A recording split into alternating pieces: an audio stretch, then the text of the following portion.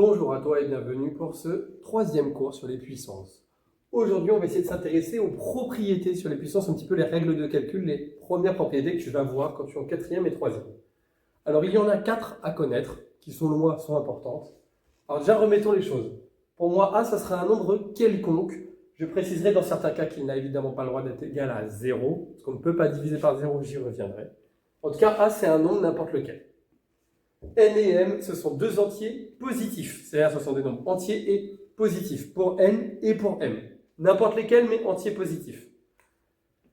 Alors, la première propriété que tu dois connaître, c'est que A puissance moins N, c'est 1 sur A puissance N. Alors, on pourrait se dire, pourquoi c'est un peu bizarre? En fait, pas tant que ça si on revient à la définition que j'avais expliquée dans mon premier cours. Ici, effectivement, tu peux penser que A puissance moins N, si on revient à la définition, c'est 1 sur A fois 1 sur A, fois 1 sur A, n fois. C'est-à-dire qu'il y a n petits fois le nombre A ici. Sauf qu'en fait, quand il réfléchit, 1 fois 1 fois 1 fois 1, ça fait 1. Et A fois A fois A fois A, n fois. Si je l'écris A fois A fois A fois A, il y en a n ici. En fait, on pourrait tout simplement, tout ça, l'écrire 1 sur A puissance n. Et on retrouve assez naturellement la propriété que j'ai énoncée avec cette petite ligne de calcul. Donc voilà pour ce premier point. Le deuxième, A puissance n fois A puissance m. À combien est-ce qu'il est égal? En fait, si on oublie la propriété, on peut la retrouver facilement. A puissance n, ça veut dire quoi? Ça veut dire que j'ai n fois le nombre A. Donc là, des A, il y en a n. Puis je remultiplie par A puissance m. Donc des A, maintenant, il y en aura m. J'en ai n ici et j'en ai n ici. J'en ai combien au total?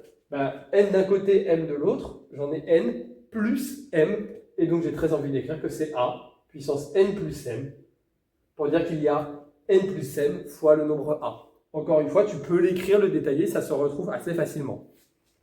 Le deuxième A plus A exposant n sur A exposant m. Un petit peu plus difficile ici à tout voir. On peut se ramener, alors en trichant un petit peu, on pourrait se ramener à la propriété qui est là, et en se disant, finalement, il suffit de faire ce qu'on a vu juste avant, puis de l'appliquer, mais techniquement, on ne l'a pas vraiment démontré avec un nombre négatif, en tout cas pas ici. Mais l'idée, c'est ça. C'est de se dire que là, quand on multiplie des puissances, on va ajouter les exposants. Et quand on va diviser des puissances, le contraire d'ajouter, l'opposé, ça va être soustraire. Et donc, en fait, ce qu'on va faire, c'est A puissance n moins m. Je ne rentre pas dans le détail de la démonstration ici, mais tu peux la retrouver dans la même idée.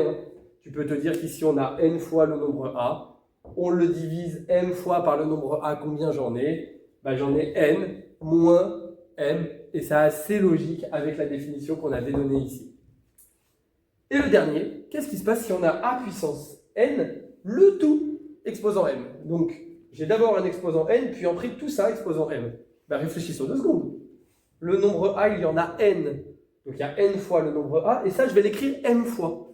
Donc, ça veut dire qu'il y aura A puissance n, A puissance n, A puissance n, mais m fois. Et quand j'y réfléchis un peu, je me dis, finalement, il y aura NA plus NA plus NA m fois. Et donc, du coup, je me rends compte que tout ce que je suis en train de dire, c'est tout simplement que ça va être A puissance n fois m. Il y a m fois le nombre n. Et puis, voilà. On arrive à ces 4 propriétés qui sont à connaître. Donc, si je les récapitule, la première, assez évidente. La deuxième qui permet de multiplier des puissances pour la ramener tout avec un même exposant. La troisième qui permet de diviser les puissances de la même façon que la deuxième. Et la quatrième qui permet de faire des puissances de puissance. Voilà, ces 4 propriétés sont à connaître. Je vais les manipuler dans des exemples sur ma prochaine vidéo que je t'invite à suivre. Je te dis à bientôt. C'était Papa des Maths.